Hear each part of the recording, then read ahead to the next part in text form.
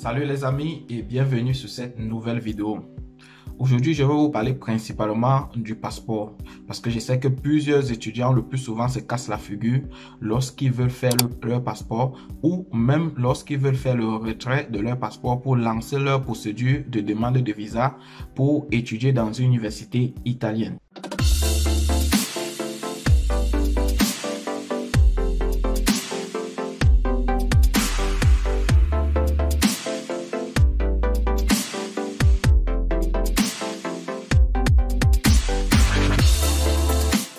Ici, vous deviez déjà savoir deux choses sur le passeport.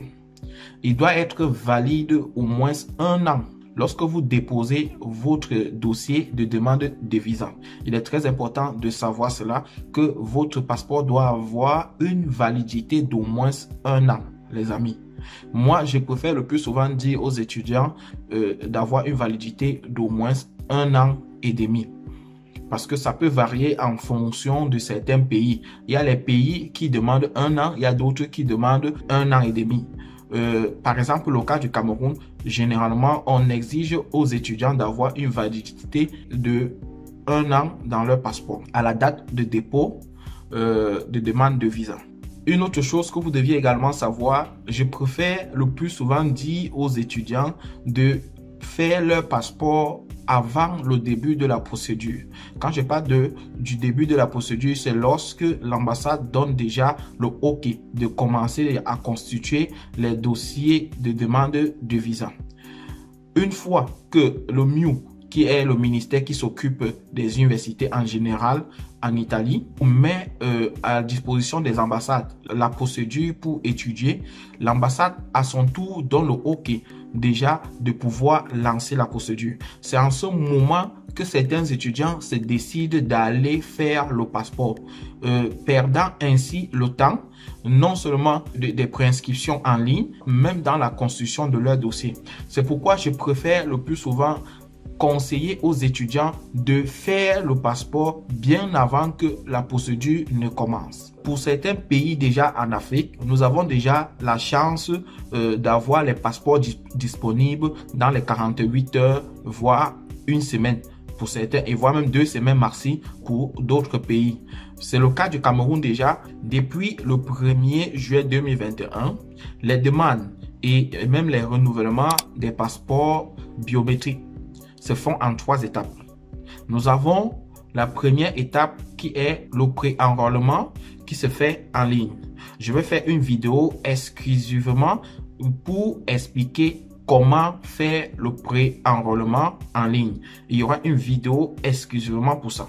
Je préfère moi-même personnellement vous montrer comment vous allez faire ce pré-enrôlement en ligne pour que vous ne puissiez pas vous laisser peut-être arnaquer par certaines personnes qui vont vous demander de l'argent pour le faire ou encore vous embrouiller lorsque vous allez vous mettre à remplir en ligne ou bien effectuer cette tâche qui est naturellement très facile parce que le gouvernement camerounais a tout fait pour alléger la tâche à tout le monde de pouvoir faire ce pré-enrôlement en ligne sans souci.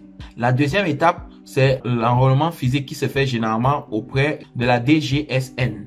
La troisième étape, c'est normalement le retrait. Lorsque vous avez fait le pré-enrôlement en ligne, vous avez fait également l'enrôlement. Normalement, si vous n'avez pas d'anomalie, votre passeport doit être produit dans les 48 heures et être acheminé vers le centre où vous avez fait l'enrôlement physique pour que vous puissiez faire le retrait. Je vais expliquer étape par étape comment vous deviez faire, quels sont les documents nécessaires. On va se rendre sur mon ordinateur pour que je puisse vous expliquer pas à pas qu'est-ce qu'il faut faire à la première étape qui est naturellement l'étape du pré-enrôlement en ligne.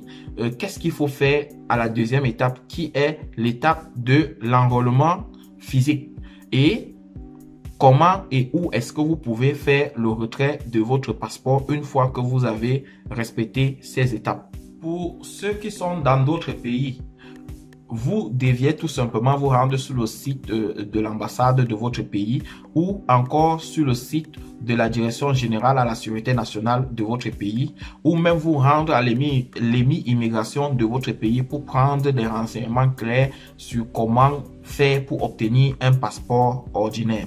Je ne peux pas maîtriser la procédure de tous les pays africains, mais en général, la procédure est presque la même chose. Il y a peut-être la différence au niveau du remplissage des documents ou bien au niveau de certains éléments, mais je peux vous rassurer déjà que la procédure reste la même chose. Pour des pays qui ont déjà également les passeports biométriques chez eux, ça revient à la même chose.